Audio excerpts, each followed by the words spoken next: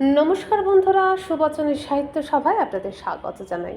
আজ আমি আপনাদের শোনাবো হে পূর্ণ তব চরণের কাছে, এই অসাধারণ ভ্রমণ কাহিনীটির দ্বিতীয় খণ্ডের ষষ্ঠ তথা শেষ পর্ব। যদি সব পর্বগুলো শুনতে চান তাহলে এই ভিডিওর ডেসক্রিপশন বক্সের নিচে কার্ড রয়েছে, সেখানে প্লে করলেই পেয়ে যাবেন।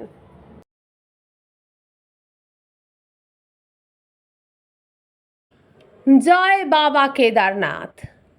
বিকেল থেকেই বর্ষা শুরু হয়ে গেল। 2:30-3টে থেকে ভয়ানক বৃষ্টি পড়ছে এদেশে। কেদার থেকে তাই বিকেলের দিকে কেউ নামতে চায় না বা উঠতেও চায় না গৌরীকুণ্ড থেকে।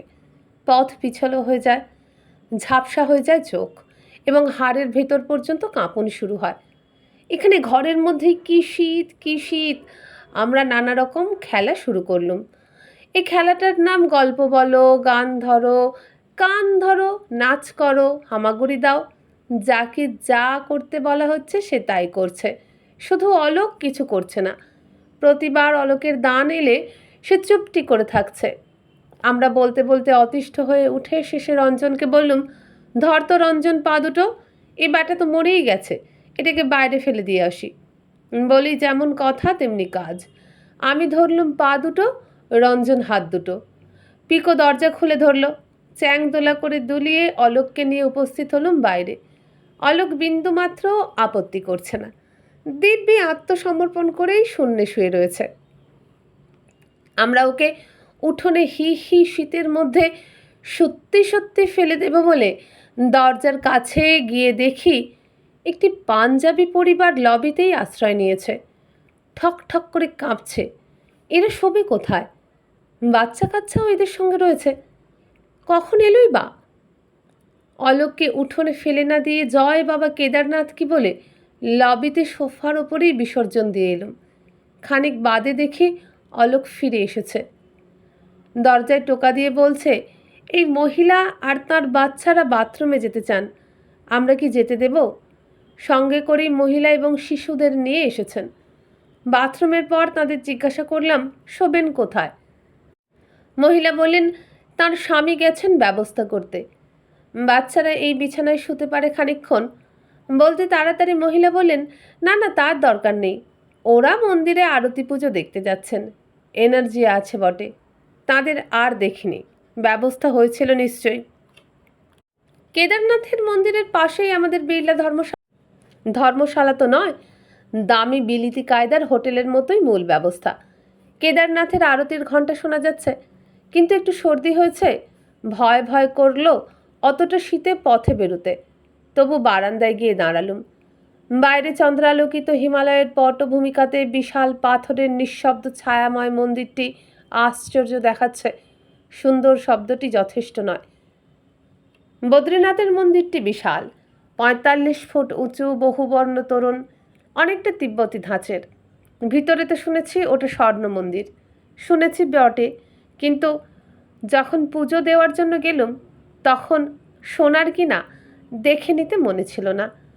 তিরুপতির রূপোর তোরণ, সোনার তোরণ দেখে নিতে হয় না, তারাই চোখে আঙুল ফুটিয়ে নিজেদের প্রদর্শন করে। এত ঝকঝকে পরিষ্কার পালিশ করা সোনারূপও ভালো লাগেনি। দেশের মানুষ খেতে পায় না, কিন্তু সোনারূপ দিয়ে দেবতার চৌকাঠ মুড়ে রেখেছে। অবশ্যই দেবতার তাতে কি, তার কাছে পেতল, সোনা, কাঠ, পাথরের থোড়াই ফারাক পড়ে। যাই হোক, কেদারনাথের এই পাথরে মন্দিরটির স্থাপত্যও আমার খুব ভালো লাগলো। এর মধ্যে কেমন একটা গুরু গম্ভীর, রাশভারী, অস্টার, শ্রদ্ধানম্র ব্যাপার আছে। এই শীত, এই তুষার, এই দীর্ঘ পার্বত্য পথ হেঁটে পার হয়ে আসা কাতর যাত্রীদল, এসবের সঙ্গে এমন একটি মন্দিরই ঠিক মানায়। এখানে ঢাক বাজছে, বদ্রীনারায়ণের ভজন হচ্ছে না, মাইক নেই। কেদারনাথের মন্দিরটি ছোট অঞ্চলে, বাজারও ছোট, গঙ্গোত্রীর মতো অনেকটা। বদ্রীর মতো এলাহি কাণ্ড নয়। মন্দাকে নিয়েও ঠিক পাশ দিয়ে ছোটে না। কেদারনাথের কাছে কোনো উষ্ণ নির্ঝরও নেই, সেই পাহাড়ের নিচে গৌরীকুণ্ডে। এখানে পথশ্রান্তি দূর করতে হাজির হিমালয়, আর কেদারনাথ স্বয়ং। স্বপ্ন, মায়া, মতিভ্রম। বদ্রীনারায়ণের জানলা খুলে চন্দ্রমৌলি নীলকণ্ঠ পর্বতকে দেখেছিলুম। কেদারনাথের রাত্রে খাওয়া দাওয়ার পরে একবার ইচ্ছে করল মন্দির আর হিমালয়কে রাত্রের দেখা দেখে নিতে। কাল সকালেই তো নেমে যাব। এই প্রথম রজনী, এই শেষ রাত্রি। সবার আগে আর একবার কেদারনাথের দর্শন পেতে বারান্দায় গিয়ে দাঁড়ালুম। ও কি, ওরা কারা? কখনই বা এলো? কেমন করে এত কাছে এগিয়ে এসেছে সুদূর হিমালয়? হঠাৎ খুলে দিয়েছে কুয়াশার পর্দা, অনাবৃত হয়েছে জ্যোৎস্না ধপধপে তুষারে ঢাকা শৃঙ্গের পর শৃঙ্গ। এক সারি দুধেল ঘোড়ার ঘোর সওয়ার ছুটে এসেছে অলক্ষ্য থেকে। ঝকঝকে তীক্ষ্ণ ইস্পাতের বর্ষাফলক তাদের উদ্ধত মুঠোয়। এই তরল চাঁদের আলো, এই অলৌকিক স্নেহ পদার্থ পিছলে যাচ্ছে পেশিবহুল পর্বতের শক্ত শরীরে। সুন্দরী চাঁদ বুঝি এখান থেকে বেশি দূরে নয়।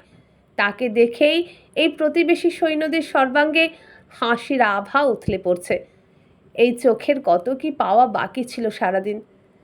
তোমরা লুকিয়েছিলে যৌবন দৃপ্ত ধপধপে শিখরশ্রেণী, কোথায় যেতে যেতে থমকে দাঁড়িয়েছ? চঞ্চল গতিময়তা এখনো সর্বাঙ্গে মাখানো। এমন অসামান্য চমকে দেওয়া প্রকৃতির নিজস্ব নাটকেই সম্ভব। স্বপ্নালোকের চাবি কথাটা শোনাই ছিল। এখন মনে হলো কেউ যেন সেটা হাতে পেয়ে খুলে ফেলেছে গোপন দরজা।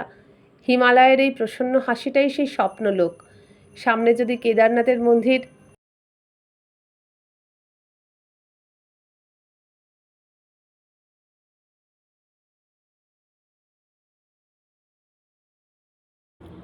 সামনে যদি কেদারনাথের মন্দির স্থির হয়ে দাঁড়িয়ে না থাকতো, হয়তো ভাবতুম আমি ভুল করে অন্য কোথাও চলে এসেছি। কোথাও চিহ্ন মাত্র ছিল না এতগুলি ধব ধবে শিখরের। দিন ভোর এবার দুষ্টুমি করে লুকিয়েছিল মেঘ কুয়াশার আড়ালে। এদের পিছনে দূরবর্তী পর্বতটি দেখা যাচ্ছিল শুধু। এখন দেখি উত্তুঙ্গুর উপর পাহাড় একেবারে ঘিরে ধরেছে।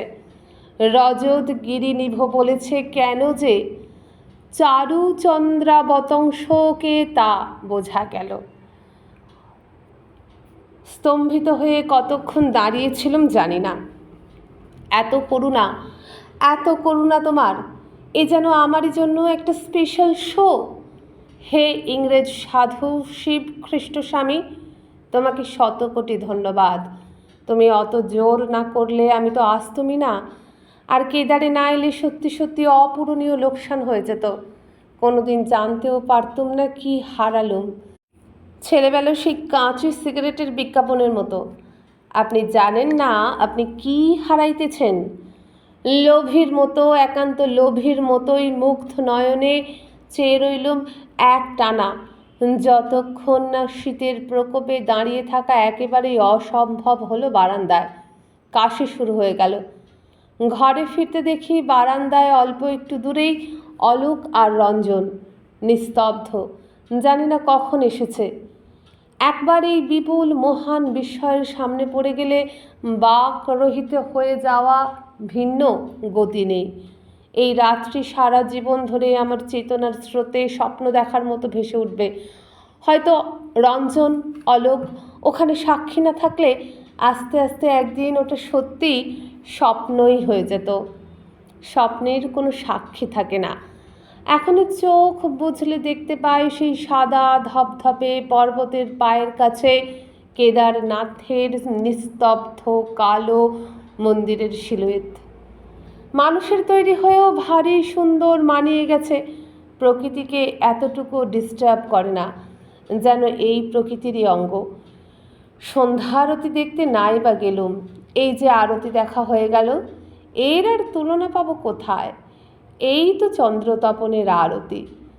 ওখানে দাঁড়িয়ে আবার মনে হলো এবারের আশাটা ব্যর্থ। এ আশা নয়, আবার আসতে হবে। যেখানে খুশি যতদিন খুশি থামতে হবে। এই যে কেদারনাথে প্রথম এবং শেষ রজনী, এতে তো মন ভরে না। সন্ন্যাস নিয়ে আসতে হবে। সংসারী লোকটাকে আগে বিসর্জন দিয়ে তারপর আসতে হবে। তবে হিমালয় আমাকে কনফিডেন্সের মধ্যে নেবেন। সন্ন্যাসী না হলে এই মহা সন্ন্যাসীর সঙ্গে ভাব জমাবো কেমন করে? ভিআইপির 6 লাভ।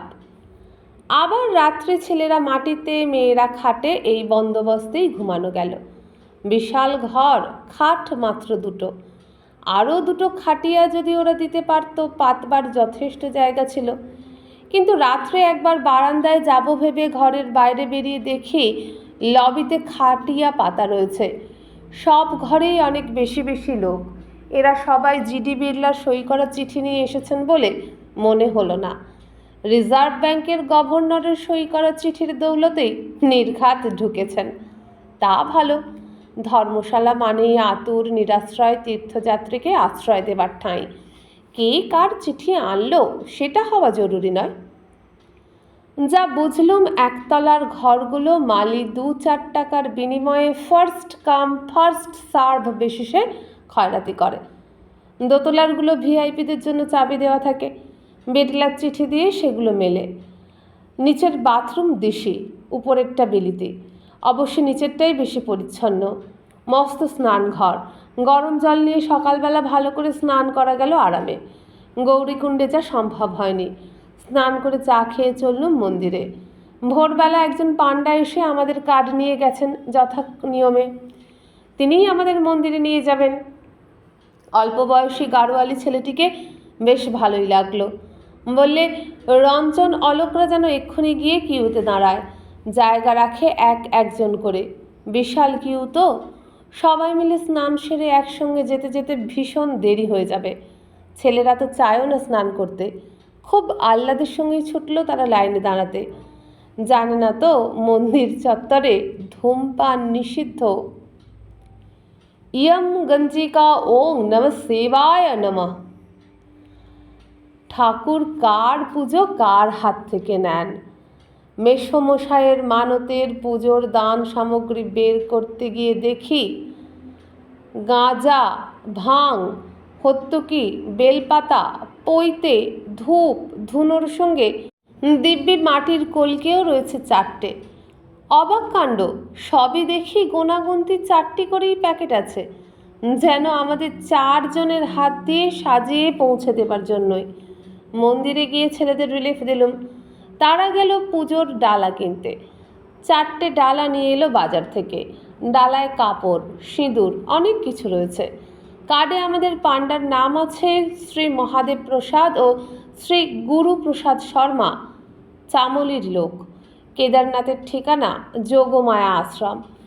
যোগমায়া আশ্রম উমাপ্রসাদ মুখোপাধ্যায়ের মাতৃদেবীর পুণ্যস্মৃতিতে তৈরি ধর্মশালা, বাঙালি যাত্রীদের নিশ্চিন্ত আশ্রয়। আমাদের সেই খুদে পাণ্ডাটি বলেছিল এর কথা, দেখেও দিয়েছিল দোতলা বাড়িটি, কিন্তু স্থানাভাব ছিল। অনেক বাঙালি যাত্রী আশেপাশে তখনও ছিলেন দাঁড়িয়ে। এই পুজোর কিউতে আজ সকালে কিন্তু বাঙালির সংখ্যাই বেশি। প্রচুর এই অঞ্চলের গ্রামের মানুষ এসেছেন। তাদের হাতের সস্তা ডালায় আমাদের চেয়ে অনেক মূল্যবান ভক্তির রসদ আছে। পাণ্ডারা খবরদারি করে বেড়াচ্ছে যার যার যজমানের। কিনে আনা ডালাতে আমাদের মেসমশায়ের মানতের দ্রব্যগুলি সাজিয়ে দিতে সত্যি বেশ স্পেশাল ডালা দেখাতে লাগলো। ভালো করে নজর করে চক্কর মেরে দেখে এলুম। মন্দির চত্বর জোড়া অত দীর্ঘ ভক্ত সারিতে আর কারুর ডালাতেই গাঁজার কলিকে শোভা পাচ্ছে না। অর্থমূল্যে এমন ডালাটি কিনতে পারা যেত না এখানে। এখানেও নানান দামের পুজোর ব্যবস্থা রয়েছে। এখানে টাকার অঙ্কের সঙ্গে পুজোর সময়টা যুক্ত। যত বেশিক্ষণ ধরে কেদারনাথকে পুজো করা হবে তত বেশি খরচ। 5 মিনিটের, 15 মিনিটের, আধ ঘন্টার, 45 মিনিটের পুজো থেকে টানা 24 ঘন্টার পুজো পর্যন্ত আছে। এমনকি 1 বছরের প্রাত্যহিক পুজোর ব্যবস্থাও।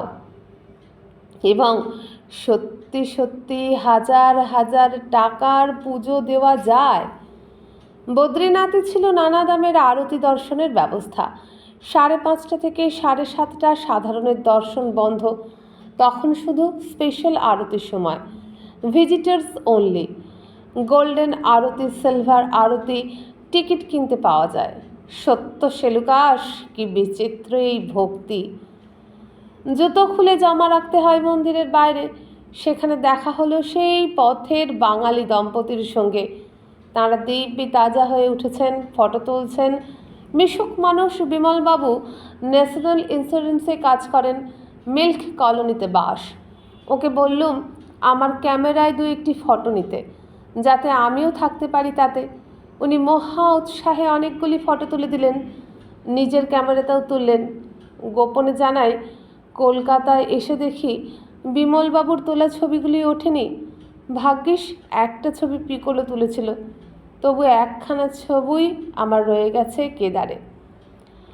যতই দীর্ঘ লাইন হোক, এক সময় টার্ন এলো। জুতো টুতো খুলে মন্দিরে ঢোকা হলো। প্রথমে বৃষ, তারপরে সিদ্ধিদাতা গণেশ এবং বিধ অনেক অবান্তর ঠাকুর দেবতার মনোরঞ্জন করতে করতে অবশেষে স্বয়ং কেদারনাথের গর্ভগৃহে প্রবেশের সুযোগ মিলল। মন্দিরের ভেতরটা অন্ধকার, কিন্তু এখানকার আবহাওয়া বদ্রীনাথের মতো নয়। এখানে তো উঁচুনাক নারায়ণের মন্দির নেই, শিব ঠাকুরের মন্দির। শিব ঠাকুরের স্বভাবটি আলাভোলা, তাঁর মন্দিরে অত কড়াকড়ি নেই। দিব্যি বিগ্রহের গায়ে মাথায় হাত বুলিয়ে তাঁর প্রসন্নতা আদায় করা যায়। স্পর্শ পূজাই প্রচলিত। কেদারনাথের বিগ্রহ বলতে আছে ষাঁড়ের পিঠের কুঁজের আকৃতির একটি কোষ্ঠী পাথরের চাঁই, যেন কচি কাঁচা একটা পাহাড় সবে আকাশের দিকে মাটি ঠেলে উঠতে শুরু করেছিল। হঠাৎ তার মাথার ওপরে মন্দির চাপা দিয়ে দেওয়া হয়েছে। অবশ্য মাটির তলায় লুকিয়ে আছে এক বৃহৎ ঋষভ, তার কুঁচটুকুই ভেসে আছে উপরে। এক্ষুনি বুঝি তেড়ে ফোড়ে উঠে আসবে, লণ্ডভণ্ড করে দেবে সাজানো পুজো পুজো খেলা। আমার খুব ভালো লেগে গেল কেদারনাথ মন্দির, আর আমাদের নৈবেদ্যও খুবই মনে ধরে গেল কেদারনাথের। অন্তত তাঁর পূজারী ব্রাহ্মণদের তো বটেই। গাঁজা কলকে দেখে তাদের চোখে মুখে কি বিমল দিব্য বিভাই যে ফুটে উঠল। অতি যত্ন করে পুড়িয়া খুলে গাঁজা নিয়ে কলকে সাজালেন, সুন্দর করে দাঁড় করিয়ে দিলেন পরপর 4টে কলকে। সিদ্ধি টিদ্ধি দেখেও মহাপরিতৃপ্ত। সবচেয়ে ভালো লাগলো পুজোর সময় অন্যান্য নৈবেদ্যের সঙ্গে যখন আমায় দিয়ে বলালেন, ইয়ম গঞ্জিকা ওং নমঃ শিবায় নমঃ। আমার মনে কোনো সন্দেহ নেই, 1000 টাকার পুজো দিলেও কি শিব ঠাকুর কি পুরুত ঠাকুর কেউ অত খুশি হতেন না। কালীঘাটের কলকিগুলি দেখে যত উল্লসিত হয়েছেন। মেসমশাইয়ের প্রতি কেদারনাথের আর প্রসন্ন না হয়ে উপায় নেই। থাকতালে আমরাও পেয়ে গেলুম দয়ার ভাগ। পুরি, হালুয়া, পয়সা, পুয়া। পুজো দিয়ে বিমলবাবুদের সঙ্গে খাওয়া দাওয়ার সন্ধানে গেলুম। শুনলাম কেদারনাথ মন্দির নাকি পাণ্ডবদের তৈরি। কুরুক্ষেত্র যুদ্ধের পর স্বজন হত্যার মহাপাপ থেকে রক্ষা পেতে তাঁরা শিবের খোঁজে এখানে অবধি তেরে এসেছিলেন। শিব পাণ্ডবদের নিষ্ঠা পরীক্ষা করার জন্য তাদের সঙ্গে লুকোচুরি খেলতে লাগলেন। কাশী বিশ্বনাথের মন্দির থেকে পালিয়ে এলেন গুপ্ত কাশীতে, সেখান থেকে একেবারে দুর্গম কেদারে। সেখানে শিব ষাঁড় সেজে লুকিয়ে রইলেন পার্বত্য গরু ষাঁড়েদের দলে। ভীম তখন 2 পাহাড়ে 2 পা স্থাপন করে শিবের পথ আটকালেন। দেবতা তো মানুষের পায়ের ফাঁক গলতে পারবে না। ধরা পড়ে গিয়ে নিরুপায় শিব তখন পাতাল প্রবেশ করলেন। কিন্তু পালাবি কোথা বলে ভীমসেন পালোয়ান তাকে জাপটে ধরলেন। চিনতে পেরেছি ঠাকুর। তখন পঞ্চকেদারে ফুটে উঠল শিব ঠাকুরের পঞ্চ অঙ্গ। সেই ষাঁড়ের পিঠি এই পুণ্য কেদারনাথের বিগ্রহ, যার পুজো করে স্বজন হননের পাপ থেকে মুক্তি পেয়েছিলেন পঞ্চ পাণ্ডব। হায় কেদারনাথ, কি আশীর্বাদ করেছিলে তুমি! সেই স্বজন হননের কলঙ্কিত অভ্যাস আমাদের আজও তো ঘুচল না। পাঞ্জাবে, আসামে, অন্ধ্রে, কাশ্মীরে, বাংলাদেশে, শ্রীলঙ্কায়, এই বিশাল ভূখণ্ডের যেদিকেই তাকাই স্বজনের রক্তে মাটি রাঙা। হে কেদারনাথ, আমাদের পূর্বপুরুষকে তুমি কেমনতর আনমনা মুক্তি দিয়েছিলে। আমি তো দেখছি সেই স্বজন হননের মহাপাপেই অক্ষয় ফলভোগ করছে এই মহান ভারতীয় উপমহাদেশ অদ্যাবধি। ছবি যেমনই তুলুন, বিমলবাবু কিন্তু লোক চমৎকার। লাইনে দাঁড়িয়ে দাঁড়িয়েই বলছিলেন, ব্রেকফাস্টে কি খাবেন অর্ডার দিয়ে দিন বরং, আমরা কাল দারুণ খিচুড়ি খেয়েছি এই ধারায় অর্ডার দিয়ে। যদি পুরি হালুয়া খান তাহলে 6 জনেরটা অর্ডার দিলে সুবিধা। ওরা ওজনের মাপ মতন অর্ডার নেয়, কত কিলো সুজি কত কিলো আটা এই রকম হিসেবে দাম ধরে। ক গন্ডা লুচি ক হাতা হালুয়া এভাবে নয়। বেশ তো, দিয়ে দিয়ে আন্দাজ মতো অর্ডার, আমরা ভাগ করে নেব। সত্যি খুব ভালো পুরি হালুয়া খাইয়েছিলেন। পুজোর পরে মন্দিরের পাথরের দেওয়ালের গায়ে হেলান দিয়ে গরম গরম পুরি হালুয়ায় আবার গাওয়া ঘিয়ের সুবাস, চমৎকার দুধের চা। পিকোলোর তো আরও নানান বায়না আছে, সে হালুয়া খাবে না, নোনতা খাবে। নো প্রবলেম, তার জন্য এনে ফেললেন ফার্স্ট ক্লাস আলুর তরকারি। তখন প্রত্যেকেই অবশ্য পিকোর আলুর তরকারিটার দিকেই নজর পড়ল। মা হিসেবে আমি চেষ্টা করলুম নজর না দিতে, একেবারে বিমাতৃসুলভ কর্ম, কিন্তু একটু একটু নজর কি আর দিইনি। কেদার থেকে নামবার সময় বিমলবাবুর স্ত্রী আমাদের সঙ্গে ঘোড়ায় নামলেন, কিন্তু কর্তা এবার অশ্বারোহণে রাজি নন। তিনি রঞ্জন আলোকের সঙ্গে পদব্রজে নামবেন ঠিক করলেন। তারা হেঁটেই যাবেন ত্রিযুগী নারায়ণ, পরে তুঙ্গনাথ, রুদ্রনাথেও যাবার ইচ্ছে আছে। গৌরীকুণ্ডে কিন্তু পৌঁছে অলোক বলেছিল, বিমলবাবুরা আর ত্রিযুগী নারায়ণ যেতে পারবেন বলে মনে হয় না। বিমলবাবুর হাঁটা সহ্য হয়নি, পা দারুণ ফুলে গেছে, ঘোড়া নেওয়া উচিত ছিল। শুনে খুব মন খারাপ হয়ে গেল। প্রবল উৎসাহ ছিল, জানি না ওদের হরপ গৌরীর বিয়ের যজ্ঞে আহুতি দেবার সুযোগ শেষ পর্যন্ত হয়েছিল কি না। নাম, শুধু নাম। সমস্যা হলো ঘর ছাড়তে গিয়ে। মালিক হাতে হাতে এসে দাঁড়ালো। নাম ঠিকানা লিখে দিতে হবে রেজিস্টারে। কখন এলুম কখন গেলুম, কোথা থেকে এসেছি কোথায় যাচ্ছি, এইসব খুব গুরুত্বপূর্ণ খবর। সে প্রশ্নের উত্তর জানতে জানতে একটার পর একটা জাম পার হয়ে যাচ্ছে। আমি বললুম, ওরে বাবারে, আমি তো কবিতা সিংহ সই করতে পারবো না। ও পিকো, কোন ঠিকানা লিখব? আমার হিন্দুস্তান পার্ক না কবিতাদির গোবিন্দ ঘোষাল লেন? পিকো তো হেসেই আকুল, আমার সমস্যাটা তাকে স্পর্শই করছে না। আমি সই করলাম বাংলায় নবনীতা দেবসেন, তারপর ইংরেজিতে কেয়ার অফ শ্রীমতী কবিতা সিংহ, আকাশবাণী কলকাতা। তারপর বলছি, ভাই माली, कविता सिन्हा हमारी दीदी है, हमको लिए घर बुक किया था, हम उनका छोटी बहन है। माली কিছুই বলছে না, শুধু তাকাচ্ছে, একবার আমার দিকে একবার পিকোর দিকে। আর রঞ্জন রানিং কমেন্টারি দিয়ে যাচ্ছে, ওরে বাবা তাকাচ্ছে কি, ও পিকো খবরদার ওর চোখে চোখ রাখিস নে, ভস্ম হয়ে যাবি। দিদি পালিয়ে এসো, আর দেরি করলে ঘটি বাটি কেড়ে নেবে। কিন্তু মালি কিছুই বললে না, বকশিস নিয়ে দিব্যি হেসে নমস্কার করে চলে গেল। তবে কি বৃথায় আমার এত ভয়, এত উদ্বেগ, এত দ্রুত নারী স্পন্দন? মালির কিছুই এসে যায়নি। যা, আমি আর একবার কেদারনাথকে, আর একবার সাদা ধবধবে উত্তুঙ্গ হিমালয়ের সেই শিখর শ্রেণীকে খুঁজে দেখলুম, নেই। কাল রাত্রির সেই যুবক হিমালয় আজকে সকালে আর নেই। এখন সাদা মাটা, সাদা কালো, বৃদ্ধ এক পাহাড়, কুয়াশার চাদরে পা ঢেকে অন্যমনস্ক স্থির বসে আছে। কাল রাত্রের দুর্দান্ত সহাস্য অশ্বারোহীর দল কোথায় লুকিয়ে পড়েছে? চন্দ্রালোকিত মধ্যরাত ভিন্ন বোধ হয়, তারা দেখা দেয় না। শঙ্করাচার্যের সমাধি ঠিক মন্দিরের পিছনে। অলোক আর রঞ্জন গেল, আমি আর পিকো ততক্ষণে থলি গুছিয়ে নিতে লেগে যাই। মন খারাপ। এই তো 4 ধাম শেষ, এবার কেবলই ফেরার পথ। মন্দাকিনীর সেতুর ধারে গিয়ে দেখি ঠিক ঘোড়া নিয়ে লক্ষ্মণ সিং সুরজ সিং রেডি। তারা পৌঁছে গেছে এত সকাল সকাল। যাত্রী না থাকলে ঘোড়া দৌড়ে উঠে আসে। তার চালকও। ঘোড়ায় চেপে আসে না, পাছে ঘোড়া ক্লান্ত হয়ে পড়ে। ফেরার সময় তাড়াতাড়ি চেষ্টা না করলেও তাড়াতাড়ি হয়ে যায়। বারে বারে যদিও ঘোড়া নামিয়ে ফিরে ফিরে চাইছি, দেও দেখা নিতে এসে শেষবারের মতো দেখে নিলাম কেদারনাথের মন্দির।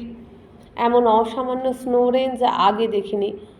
পৃথিবীর তো অনেক পর্বতমালাই দেখবার সুযোগ করে দিয়েছেন দয়াময় ভগবান, তবু কত বিস্ময় যে বাকি থাকে জীবনে, কত রহস্য। পুনরাপি শ্বেত সন্ত কথা, আরও বিস্ময় বাকি ছিল। গৌরীকুণ্ডে পৌঁছে বাক্স প্যাঁটরা নিতে সুনীল লজের অফিসে গেলুম।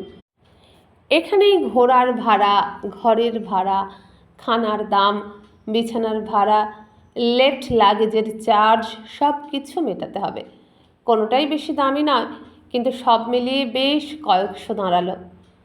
গভীরভাবে ব্যাগে হাত পুরে টাকা পয়সা বের করে মেটাতে গিয়ে দেখি, কী কাণ্ড! কখন ফুরিয়ে গেছে চপলা লক্ষ্মীর ভাণ্ডার। টাকা তো নেই। কোথায় টাকা? কি করবো এবারে? কি সর্বনাশ! রঞ্জনের সঙ্গে কিছুই টাকা ছিল না। ড্রাইভার সুরজ সিংয়ের কাছে কত আছে একবার জিজ্ঞেস করবো নাকি? পেট্রোল কেনার টাকা ওর কাছে আছে তা জানি। এসব ভাবছি আর পাগলের মতো হিসেব করছে। এখানেই থাকতে হবে এবং টিএমও করে টাকা আনতে হবে। দেখি যদি দিল্লিতে টেলিফোন করা যায়। বুকের মধ্যে ভয়ের ধস নেমেছে আর ব্যাগটা হাতড়াচ্ছি। মাঝে মাঝে আমার ব্যাগে আমারই ভুলে যাওয়া পুরনো টাকা কড়ি বেরিয়ে পড়ে। যদি বেরোয়। না, বেরোচ্ছে না। ফোন? এখানে কোথা থেকে ফোন করা যাবে? হঠাৎ হাতে ঠেকলো একটা পুরো মতো খাম। বের করে দেখি শিবখ্রিস্ট স্বামীর জমা দেওয়া 2500 টাকা। আহ, যেন তার ফোকলা মুখের হাসিটা চোখে দেখতে পেলাম। গঙ্গোত্রীর সেই সাহেব সাধু জোর করেই পিকোকে এই টাকাটা তখন গছিয়ে দিয়েছিলেন। আমি প্রবল আপত্তি করেছিলাম, নিতে চাইনি পরের টাকার দায়িত্ব। যদি মরে টরে যাই, ঋণী মরব। নাছোড় সাধু বললেন, তাহলে ধরে নাও এই টাকাটা তোমার মেয়েকে আমার দানম। আবার আমার যখন এই টাকাটা দরকার হবে আমি তোমার কাছে চাইব, তখন তোমরাও ওটা আমাকে দান করবে। ধার শোধবোধের ব্যাপারই রইল না তাহলে। শিবখ্রিস্ট স্বামীজি একটি অনাথ আশ্রম করতে চান, জমি কিনবেন, তাই টাকাটা ব্যাংকে রেখে বাড়াতে চান। ঘুচাই আর পিকোর কাছে জানিয়েছেন, কিন্তু উনি তো সন্ন্যাসী, উনি ব্যাংকে অ্যাকাউন্ট খুলতে চান না, তাই লোকেদের দিয়ে দেন, আবার পরে চেয়ে নেবার ভরসায়। এই তো ঋষিকেশের এক চায়ের দোকানে $300 জমা রেখেছে, ফেরার পথে চেয়ে নেব। সর্বনাশ করেছেন, ও টাকা আপনি আর পাবেন না, আমি বলে ফেলি। কেন পাবো না? এরা বড় গরিব, টাকা খরচ হয়ে যাবে, ফেরত দিতে পারবে না। ওভাবে টাকা ছড়াবেন না আপনি। তারপরেই ওই টাকাটা রাখতে রাজি হয়ে যায়। কি জানি কোথায় কাকে কখন দেবেন, কার কিভাবে ক্ষতি হয়ে যাবে। ওর নিজেরও টাকাটা যাবে, তাদেরও চোর বদনাম হবে। শিবখ্রিস্ট স্বামী বলেছেন কলকাতায় এসে টাকাটা নিয়ে যাবেন। খামের ওপরে দিল্লির একটা ঠিকানা আর নিজের ব্রিটিশ পাসপোর্টের নম্বরটা লিখে দিলেন। আমি তো টাকা রাখবো, কিন্তু তার জন্য নিশ্চিন্ত একটা ঠিকানা চাই, আইডেন্টিফাইং একটা কিছু চাই বলে চেঁচামেচি করাতে উনি লিখলেন।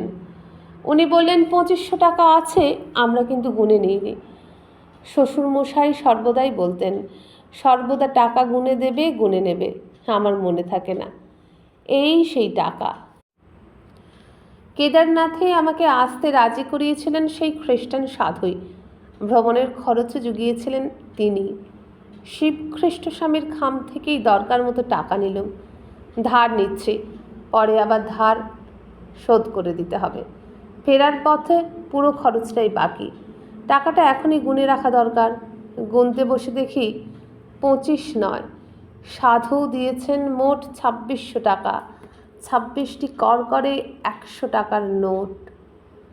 পথের মধ্যে হঠাৎ এভাবে টাকা ফুরিয়ে যাওয়ার অভিজ্ঞতা জীবনেই প্রথম। কিন্তু এর চেয়েও আশ্চর্য এই 2600 টাকা আবিষ্কার। শিবখ্রিস্ট স্বামীর খামটি দেউলিয়া অবস্থায় হাসতে হাসতে তোমার হাতে যিনি এগিয়ে দিলেন, তিনি কে? এই যে বেঈমান নবনীতা, সকলের ভার বইতে বইতে তোমার নাকি পিঠ কুঁজো হয়ে গেছে, তোমার ভার নাকি কেউ নেয় না, তুমি নাকি নিরাশ্রয় নির্বান্ধব জগৎ পাড়াবাড়ির তীরে একলা।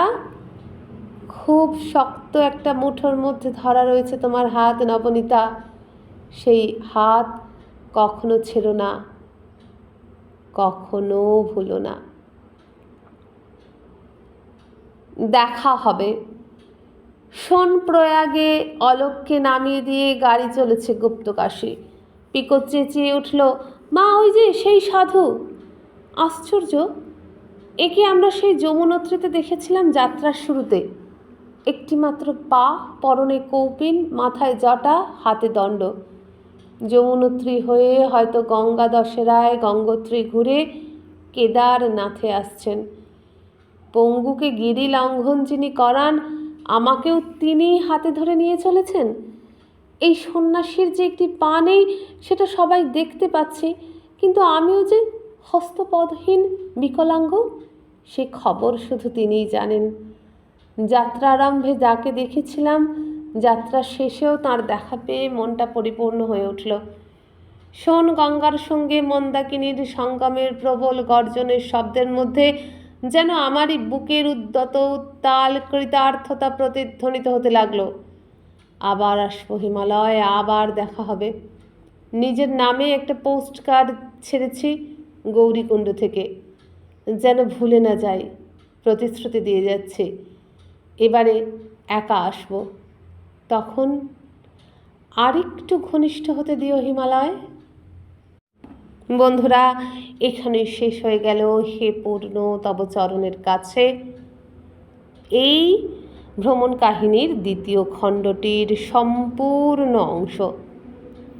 যদি ভালো লাগে একটা লাইক করবেন, বন্ধুদের সাথে বেশি বেশি শেয়ার করবেন, আর এরকমই আরও গল্প শুনতে আর আমাকে উৎসাহ দিতে চ্যানেলটি সাবস্ক্রাইব না করে থাকলে সাবস্ক্রাইব করবেন, বন্ধুদের সাবস্ক্রাইব করতে বলবেন, আর এরকমই নানা গল্প শুনতে পাশের বেল আইকনটি অন করে দেবেন। আজকের মতো বিদায় নিলাম, নমস্কার।